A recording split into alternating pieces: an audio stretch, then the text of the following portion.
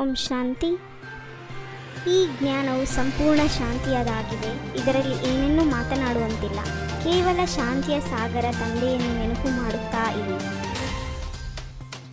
ಉನ್ನತಿಗೆ ಆಧಾರ ಪ್ರೀತಿಯಾಗಿದೆ. ಒಬ್ಬ ತಂದೆಯೊಂದಿಗೆ ಸತ್ಯ ಪ್ರೀತಿಯನ್ನಿಡಬೇಕು. ಸಮೀಪದಲ್ಲಿದ್ದರೂ ಒಂದು ವೇಳೆ ಉನ್ನತಿಯಾಗಲಿಲ್ಲವೆಂದರೆ ಅವಶ್ಯವಾಗಿ ಪ್ರೀತಿಯು ಕಡಿಮೆ ಇದೆ ಎಂದರ್ಥ. ತಂದೆಯನ್ನು ನೆನಪು ಮಾಡುವುದರಿಂದ ಎಲ್ಲ ಶಿಕ್ಷಣಗಳನ್ನು ಧಾರಣೆ ಮಾಡಬಹುದು. ತಮ್ಮನ್ನು ಆತ್ಮನೆಂದು ತಿಳಿದು ಕುಳಿತುಕೊಳ್ಳಿ. ಆತ್ಮವೇ ಪುನರ್ಜನ್ಮದಲ್ಲಿ ಬರುತ್ತದೆ. ನಿರಾಕಾರಿ ತಂದೆ ನಿರಾಕಾರಿ ಮಕ್ಕಳಿಗೆ ಹೇಳುತ್ತಾರೆ, ಮಕ್ಕಳೇ, ನನ್ನನ್ನು ನೆನಪು ಮಾಡುವುದರಿಂದ ನಿಮ್ಮ ಪಾಪಗಳು ಭಸ್ಮವಾಗುತ್ತವೆ ಮತ್ತು ಪಾವನರಾಗಿ ಬಿಡುತ್ತೀರಿ. ಮತ್ತೆ ನೀವು ಮುಕ್ತಿ ಜೀವನ್ಮುಕ್ತಿಯನ್ನು ಪಡೆಯುತ್ತೀರಿ. ಅವಿನಾಶಿ ಆತ್ಮವೇ ವಿನಾಶಿ ದೇಹವನ್ನು ಧಾರಣೆ ಮಾಡಿ ಪಾತ್ರವನ್ನು ಅಭಿನಯಿಸಿ ಒಂದು ಶರೀರವನ್ನು ಬಿಟ್ಟು ಇನ್ನೊಂದನ್ನು ತೆಗೆದುಕೊಳ್ಳುತ್ತದೆ. ಆತ್ಮದ ಸ್ವಧರ್ಮವಂತೂ ಶಾಂತಿಯಾಗಿದೆ. ಮನುಷ್ಯರು ತಿಳಿದುಕೊಂಡಿಲ್ಲ. ಕೇಳಿ, ವೇದವು ಯಾವ ಧರ್ಮದ ಶಾಸ್ತ್ರವಾಗಿದೆ? ಆರ್ಯರೆಂದು ಯಾರಿಗೆ ಹೇಳುತ್ತಾರೆ? ಹಿಂದೂ ಧರ್ಮವಂತೂ ಅಲ್ಲ. ಆರ್ಯ ಯಾವ ಧರ್ಮವಾಗಿದೆ? ಆ ಧರ್ಮವನ್ನು ಯಾರು ಸ್ಥಾಪನೆ ಮಾಡಿದರು?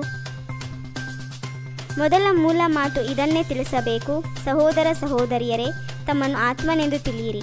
ಈ ರೀತಿ ಮತ್ಯಾವುದೇ ಸತ್ಸಂಗಗಳಲ್ಲಿ ಹೇಳುವುದಿಲ್ಲ. ಸತ್ಯವಾದ ಸಂಘ ಒಂದೇ ಆಗಿದೆ, ಉಳಿದೆಲ್ಲವೂ ಕೆಟ್ಟ ಸಂಘಗಳಾಗಿವೆ. ವೇದಗಳಿಂದಂತೂ ಯಾವುದೇ ಧರ್ಮ ಸ್ಥಾಪನೆಯಾಗಲೇ ಇಲ್ಲ. ವೇದ ಉಪನಿಷತ್ತುಗಳಂತೂ ಬಹಳ ಇವೆ. ಅದು ಯಾವ ಧರ್ಮದ ಶಾಸ್ತ್ರವಾಗಿದೆ? ತ್ರಿಮೂರ್ತಿ ಮತ್ತು ಗೋಳದ ಚಿತ್ರಗಳು ಮುಖ್ಯವಾಗಿವೆ. ಇದರಲ್ಲಿ ಎಲ್ಲ ಧರ್ಮಗಳು ಬಂದುಬಿಡುತ್ತವೆ. ಮೊಟ್ಟ ಮೊದಲು ದೇವಿ ದೇವತಾ ಧರ್ಮವಾಗಿದೆ.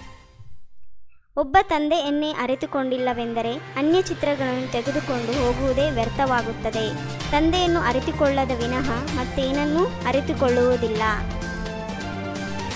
ನೀವಾತ್ಮಗಳ ತಂದೆ ಶಿವನಾಗಿದ್ದಾರೆ. ಅವರಿಂದಲೇ ಆಸ್ತಿಯು ಸಿಗುತ್ತದೆ. ನೀವೆಲ್ಲರೂ ಪರಸ್ಪರ ಸಹೋದರರಾಗಿದ್ದೀರಿ. ಈ ಮಾತನ್ನು ಯಾವಾಗ ನೀವು ಮರೆಯುತ್ತೀರೋ ಆಗ ತಮೋಪ್ರಧಾನರಾಗಿ ಬಿಡುತ್ತೀರಿ. ನೀವು ಸಹ ಯಾವಾಗ ದೇಹಿ ಅಭಿಮಾನಿ ಸ್ಥಿತಿಯಲ್ಲಿರುವುದಿಲ್ಲವೋ ಆಗ ಕುದೃಷ್ಟಿಯಿರುತ್ತದೆ. ಯಾವಾಗ ತಮ್ಮನ್ನು ಆತ್ಮನೆಂದು ತಿಳಿಯುತ್ತೀರೋ ಆಗ ಆತ್ಮಿಕ ದೃಷ್ಟಿಯಾಗುತ್ತದೆ. ಕಣ್ಣುಗಳು ನಿಮ್ಮನ್ನು ಮೋಸ ಮಾಡುವುದಿಲ್ಲ.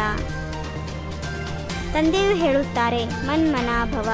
ಈ ಶಬ್ದವನ್ನೆಂದು ಹೇಳಬೇಡಿ. ಹಿಂದೂಸ್ತಾನದ ಭಾಷೆಯು ಹಿಂದಿಯಾಗಿದೆ. ಅಂದಮೇಲೆ ಸಂಸ್ಕೃತ ಭಾಷೆ? ಈಗ ಇವೆಲ್ಲ ಭಾಷೆಗಳನ್ನು ಬಿಡಿ.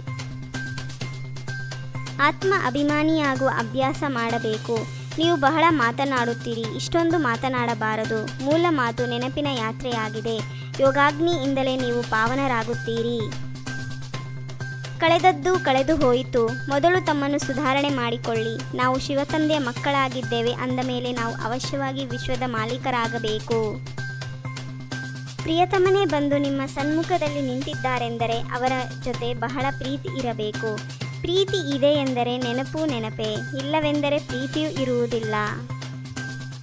ಆಂತರಿಕವಾಗಿ ತಂದೆಯ ನೆನಪಿನ ಖುಷಿಯಲ್ಲಿದ್ದು ಅನ್ಯರಿಗೆ ತಂದೆಯ ಪರಿಚಯ ಕೊಡಬೇಕಾಗಿದೆ. ಎಲ್ಲರನ್ನೂ ಒಬ್ಬ ತಂದೆಯ ಪರಿಚಯವನ್ನು ತಿಳಿಸಬೇಕಾಗಿದೆ.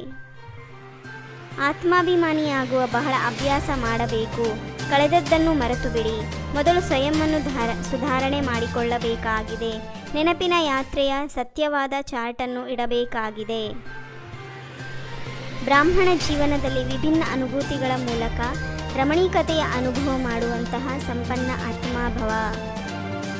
ತಂದೆ ಸಮಾನ ಅವ್ಯಕ್ತ ರೂಪಧಾರಿಯಾಗಿ ಪ್ರಕೃತಿಯ ಪ್ರತಿ ದೃಶ್ಯವನ್ನು ನೋಡುತ್ತಿದ್ದಾಗ ಹಲ್ಚಲ್ನಲ್ಲಿ ಬರುವುದಿಲ್ಲ. ಬ್ರಾಹ್ಮಣ ಜೀವನ ಭಗವಂತನಿಂದ ಸರ್ವ ಸಂಬಂಧದ ಅನುಭವ ಮಾಡುವಂತಹ ಸಂಪನ್ನ ಜೀವನವಾಗಿದೆ. ಆದ್ದರಿಂದ ಒಂದು ಸಂಬಂಧ ಸಹ ಕಡಿಮೆ ಮಾಡಬೇಡಿ.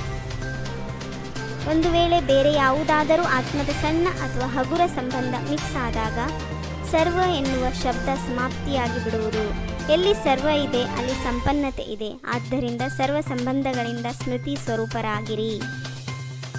ಓಂ ಶಾಂತಿ. 21 ಜನ್ಮಕ್ಕಾಗಿ 21 ಪರಮಾತ್ಮನ ಮಹಾವಾಕ್ಯವನ್ನು ಆಲಿಸಿ. ನಿಮ್ಮದೇ ಆದಂಥ ಈ ಚಾನಲ್ಗೆ ಲೈಕ್ ಮಾಡಿ, ಶೇರ್ ಮಾಡಿ, ಸಬ್ಸ್ಕ್ರೈಬ್ ಆಗೋದನ್ನು ಮರಿಬೇಡಿ. ಓಂ ಶಾಂತಿ.